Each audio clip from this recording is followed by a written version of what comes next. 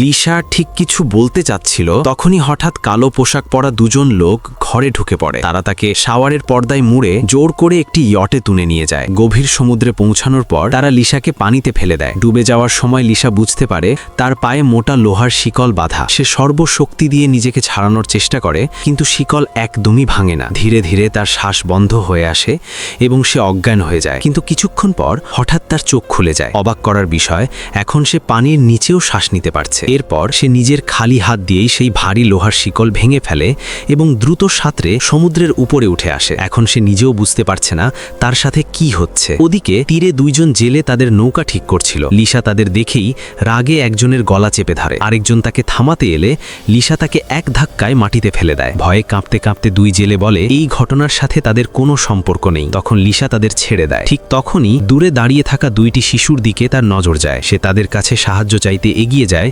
কিন্তু তাকে দেখেই শিশুরা ভয়ে দৌড়ে পালিয়ে যায়।